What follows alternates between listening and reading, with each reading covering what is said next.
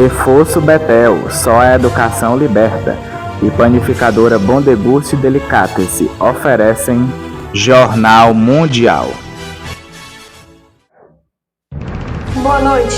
Boa noite. Há 100 dias da COP30, a capital do Pará tem mais de 30 obras em andamento. O custo e a falta de vagas de hospedagem em Belém motivam queixas de delegações estrangeiras. O governo brasileiro descarta uma mudança na sede da conferência e diz que não há nenhum plano B. Donald Trump diz que Lula pode ligar para ele quando quiser para negociarem sobre as tarifas. Ele pode falar comigo quando quiser. Bem, vamos ver o que acontece. Mas eu amo o povo do Brasil. Eu amo o povo do Brasil. O presidente brasileiro disse que sempre esteve aberto ao diálogo. Alexandre de Moraes disse que vai ignorar as sanções dos Estados Unidos e continuará com o julgamento de Jair Bolsonaro e outros réus por tentativa de golpe. O rito processual do Supremo Tribunal Federal irá ignorar as sanções praticadas. O desemprego no Brasil atinge o menor nível desde o início da série histórica de 2012. E jovens se reúnem em Roma para uma vigília com o Papa Leão XIV, ponto culminante do jubileu da Igreja Católica. O Jornal Mundial está começando agora.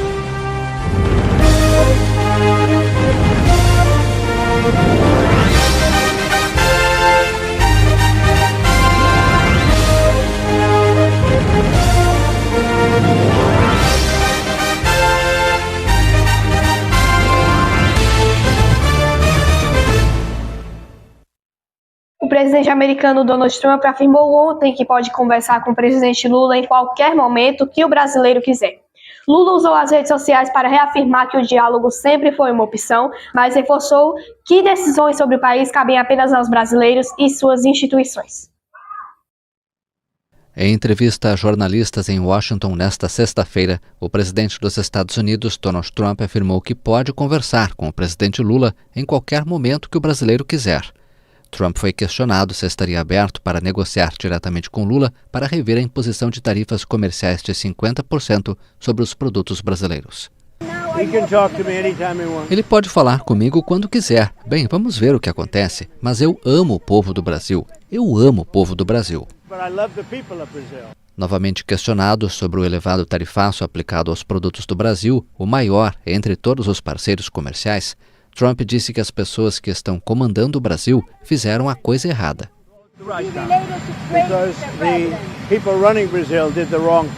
Essa foi a primeira declaração do presidente americano desde que assinou, na última quarta, a ordem executiva para impor as tarifas comerciais. O presidente dos Estados Unidos, Donald Trump, disse que está aberto a conversar com Lula sobre as tarifas aplicadas ao Brasil e afirmou que o brasileiro pode ligar para ele a qualquer momento. Em resposta, Lula usou as redes sociais para reafirmar que o diálogo sempre foi uma opção, mas reforçou que decisões sobre o país cabem apenas aos brasileiros e suas instituições. Na publicação feita nesta sexta-feira, Lula declarou: "Quem define os rumos do Brasil são os brasileiros e suas instituições. Neste momento, estamos trabalhando para proteger nossa economia, as empresas e os trabalhadores, e responder às medidas tarifárias do governo norte-americano." Anteriormente, no mesmo dia, em entrevista no Jardim da Casa Branca, Trump afirmou: "Ele pode falar comigo quando quiser. Vamos ver o que acontece. Eu amo o povo brasileiro." O mandatário norte-americano ainda completou afirmando que as pessoas que governam o Brasil fizeram a coisa errada. Nos bastidores do Palácio do Planalto já se discute a possibilidade de um encontro entre os dois líderes durante a Assembleia Geral da ONU, que acontecerá em setembro em Nova York. Há 100 dias para a COP30, o preço alto e a falta de vagas de hospedagem em Belém podem fazer com que países mais pobres e também mais afetados pela mudança do clima fiquem de fora da conferência que acontecerá na capital do Pará em novembro. Países em desenvolvimento dizem que o custo da estadia pode inviabilizar na presença na conferência. O valor médio das diárias é 5 vezes maior que o orçamento dessas delegações. Veja na reportagem de Gleidson Oliveira. O custo e a falta de vagas de hospedagem em Belém podem fazer que os países mais pobres e também mais afetados pela mudança do clima fiquem de fora da COP30, que acontece em Belém em novembro. A análise da organização e de especialistas converge. É preciso agir ainda nos 100 dias que faltam para o evento para evitar que a ausência de nações ou mesmo que delegações reduzidas afetem a legitimidade do que for decidido na conferência. A questão do preço dos hotéis é uma tal preocupação que, de fato, algumas regiões, representantes de regiões, pediram para tirar a COP de Belém. Os preços estão completamente abusivos, né? Mais de 10 vezes, em vários casos, 15 vezes o valor que os hotéis normalmente cobram em Belém. E é um esforço muito grande do governo de conseguir convencer os hotéis para baixar o preço, porque a legislação brasileira não pode impor isso aos hotéis. Os países sob risco de não participar têm um orçamento limitado de $143 por dia, considerando alimentação e hospedagem. Vale dizer que esse valor é padrão em todas as COPs, historicamente. Mas a realidade em Belém é de preços extorsivos, como descreveu o próprio André Corrêa do Lago. Eles chegaram a até 10 vezes o praticado na cidade, com diárias até $700.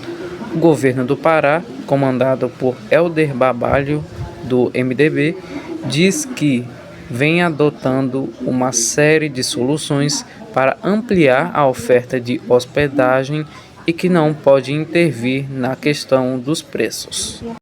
A crise se agravou quando 25 países entregaram uma carta na qual questionam a situação. Entre os signatários está o Bloco dos Países Menos Desenvolvidos, LDC, que inclui 44 países em desenvolvimento, como Tuvalu, Libéria, Angola, Gâmbia, entre outros. Uma das questões que foram levantadas é de que países em desenvolvimento e pobres fiquem de fora das discussões, sendo eles justamente os mais afetados pela crise do clima. Contribuíram com essas diárias, até 5 estrelas, deram diária de $100 até $300. Arrumamos o que nos foi solicitado. O resto está sendo comercializado com tarifas de mercado, o que é comum para esse grande evento. Existem tarifas de $300, $500, $1.000, $1.500. Isso vai depender da categoria de cada hotel. O governo brasileiro descartou uma mudança da sede da conferência COP30 após as queixas das delegações de países estrangeiros. O governo brasileiro descartou mudar a sede da COP30 em resposta ao pedido de vários países descontentes com o preço das acomodações em Belém. A capital paraense vai receber a mais importante cúpula climática da ONU entre os dias 10 e 21 de novembro. Na terça-feira, diversos países da África, nações insulares e outros países em desenvolvimento fizeram um pedido oficial para mudar a sede da conferência diante dos altos preços de alojamento. Mas o presidente da COP30, o embaixador André Corrêa do Lago, reafirmou que o evento vai acontecer em Belém e disse que não há nenhum plano B. A conferência será precedida de uma reunião de chefes de Estado nos dias 6 e 7 de novembro. Em meados de junho, a presidência brasileira da COP habilitou uma plataforma que oferece hospedagem a preços acessíveis para as delegações dos países de menor orçamento. Nessa plataforma, os valores estão limitados a $220 ou R$1.200 por noite, muito abaixo dos preços comerciais, que podem exceder $1.000 ou mais de R$5.500 por noite em hotéis, mas ainda estão fora do alcance de certas delegações. Na quinta-feira, Corrêa denunciou que os hotéis de Belém haviam colocado preços abusivos de até 10 vezes os valores normais. Uma reunião será realizada nos próximos dias para debater as acomodações e outros temas. O Brasil espera cerca de 50 mil pessoas para a COP e a organização afirma ter mais de 53 mil leitos disponíveis para hospedagem em Belém. Belém tem mais de 30 obras em andamento. Até hoje, 8 delas foram parcialmente inauguradas. Os projetos de reforma e construção fazem parte do pacote de preparativos para receber líderes mundiais e representantes dos países que vão discutir as mudanças climáticas. A reportagem é de Elisiane Victória. Há 100 dias da COP30, Grande Belém tem mais de 30 obras em andamento. Veja a seguir. A cidade grande de Belém tem obras por toda parte para receber a COP30, que ocorre no Pará daqui a 100 dias. Até este sábado, dia 2, 8 delas já foram parcialmente inauguradas. São obras em pelo menos 60 bairros na capital, Ananindeua, Marituba e Castanhal, tocadas pelos governos estadual, federal, Prefeitura de Belém e iniciativa privada. O número de obras passou de 13 em 2024 para 37 atualmente, e o orçamento de 4 bilhões para 7 bilhões. Com base em informações divulgadas pela Prefeitura de Belém, Governo do Pará, Governo Federal, organizadores e financiadores do evento até a tarde de sexta-feira, dia 1º, além de documentos oficiais, como relatórios e portais de secretarias estaduais. Parte deles se desdobra em mais um canteiro de obra. E essas foram as informações de hoje. De Elis, do JN. Você vai ver daqui a pouco, o desemprego no Brasil atinge o menor nível desde o início da série histórica em 2012. E jovens se reúnem em Roma para uma vigília com o Papa Leão XIV no ponto culminante do jubileu da Igreja Católica.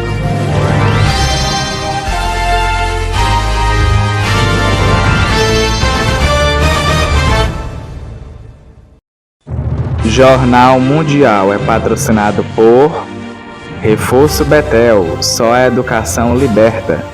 Panificadora Bom Deguste Delicatessen, surpreenda-se com o sabor.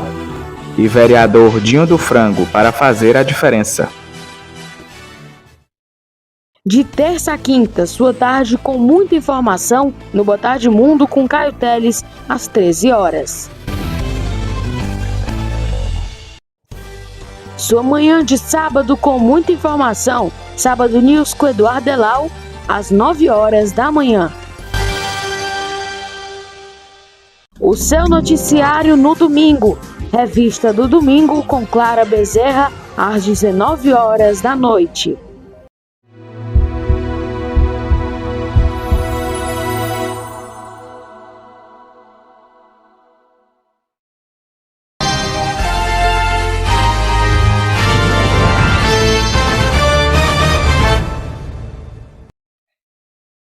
O ministro do Supremo Tribunal Federal, Alexandre de Moraes, vai ignorar as sanções impostas contra ele pelos Estados Unidos. A afirmação foi feita ontem, 2 dias após o anúncio das medidas. O ministro do Supremo Tribunal Federal, Alexandre de Moraes, afirmou nesta sexta-feira que vai ignorar as sanções econômicas impostas a ele pelos Estados Unidos e vai continuar com o julgamento do ex-presidente Jair Bolsonaro e outros réus por tentativa de golpe de Estado. A afirmação foi feita durante uma sessão no Supremo Tribunal Federal em Brasília. As ações prosseguirão. O rito processual do Supremo Tribunal Federal não se adiantará, não se atrasará. O rito processual do Supremo Tribunal Federal irá ignorar as sanções praticadas. Esse relator vai ignorar as sanções que foram aplicadas e continuar trabalhando como vem fazendo.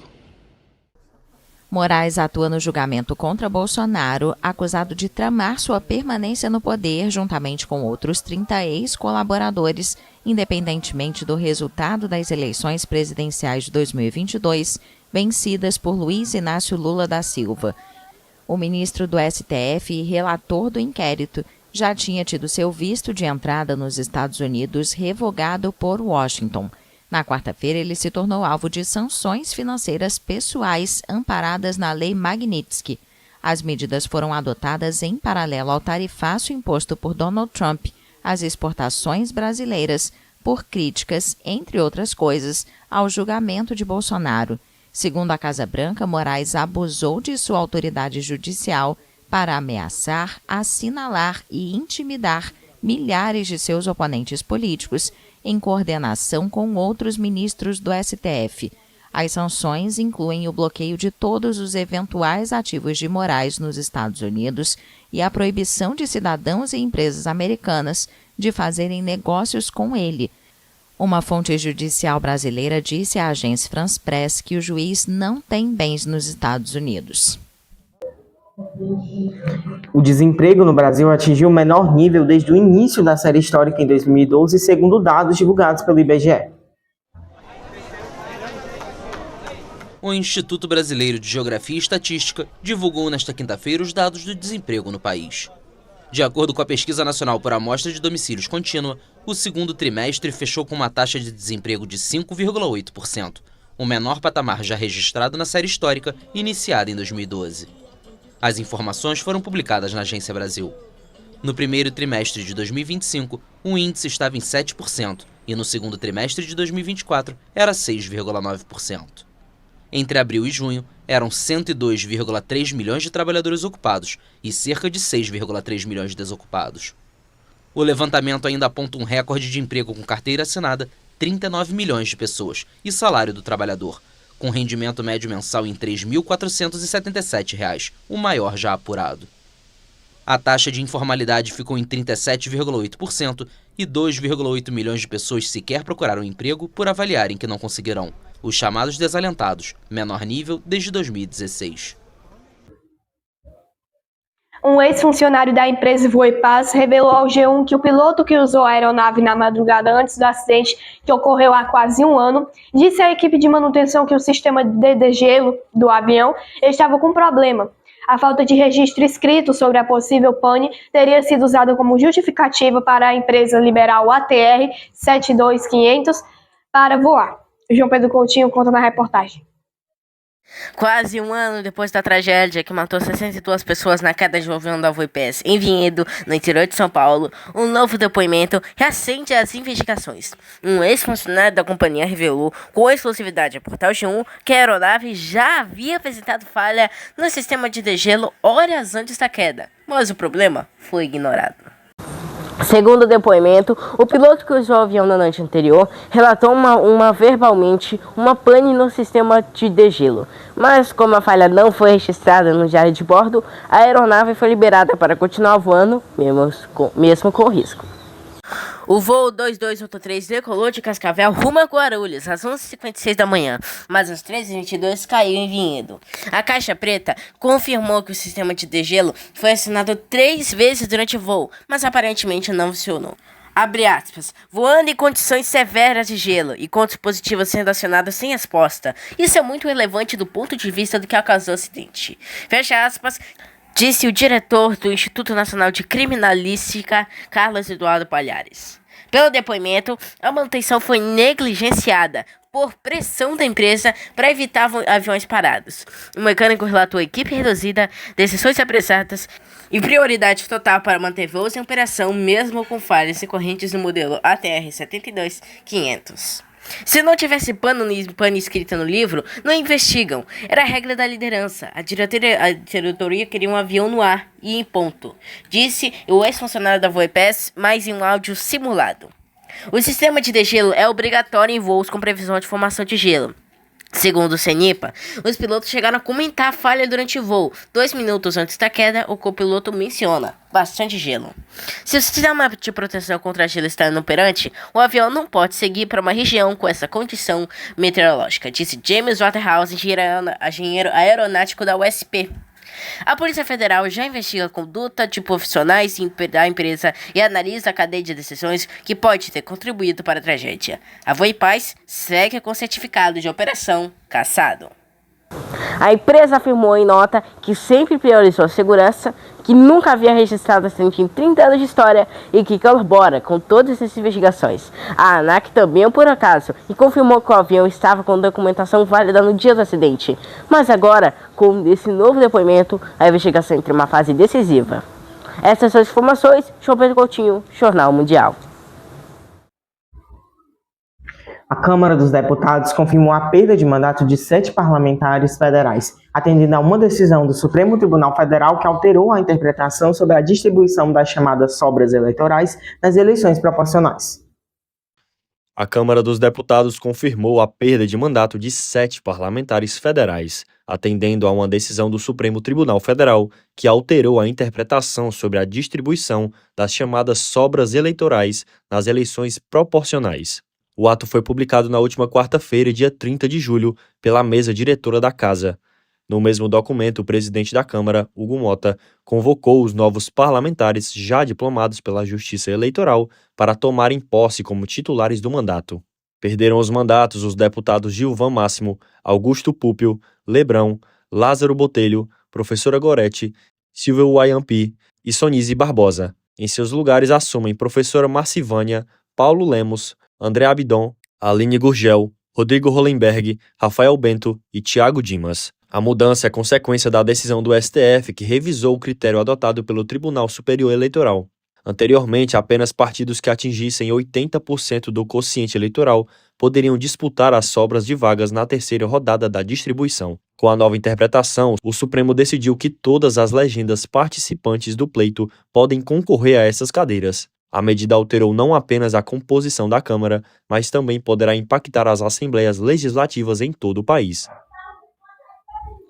Jovens católicos se reúnem em Roma hoje para uma vigília de oração com o Papa Leão XIV. O momento é o ponto culminante do jubileu, ano santo da Igreja Católica, e espera reunir quase 1 milhão de fiéis. Milhares de jovens católicos de todo o mundo estão reunidos em Roma neste sábado para participar de uma vigília com o Papa Leão XIV. Durante a tarde, o amplo espaço aberto no bairro de Tor Vergata, ao leste de Roma, onde o Papa vai conduzir a vigília, estava lotado de jovens que aproveitavam o ambiente festivo. Claro, esperamos ver o Papa, não estamos perto, mas faremos tudo o que pudermos para nos aproximar e vê-lo. Esperamos que esta noite ele dê aos jovens uma palavra que seja verdadeiramente sobre a vida plena, sobre a vida real, um impulso para o futuro. Esperamos realmente ouvir essa esperança, vivê-la. O evento encerra o jubileu, o ano santo da Igreja Católica, que espera reunir quase 1 milhão de fiéis. Os peregrinos têm de 18 a 35 anos e são procedentes de 146 países. A emissora italiana RAI passou a chamar o evento de Woodstock católico. Quase 20 grupos musicais e de dança, muitos deles religiosos, se apresentam para a multidão antes da chegada do Papa. A organização do evento representou um desafio logístico extraordinário para as autoridades, com quase 10 mil pessoas mobilizadas. Uma das preocupações é com a distribuição de garrafas de água e pulverizadores para ajudar os participantes a suportar o calor do verão romano. Este é o primeiro grande encontro da juventude católica com Robert Francis Prevost, de 69 anos, que em 8 de maio foi eleito sucessor do popular Papa Francisco, que morreu aos 88 anos após 12 anos de pontificado. Quanta fé! Sim, muito lindo. Avisamos que amanhã não haverá revista do domingo por conta de alguns compromissos. O Jornal Mundial de hoje termina por aqui. Para rever nossas reportagens, volte o vídeo aqui no YouTube. E não esqueça de seguir nossa página lá no Instagram, TV Mundial UFC, e o 05 Notícias no portal da TV Mundial. Boa noite, feliz domingo. Se inscreva no canal e deixe o seu like. Boa noite, um feliz domingo.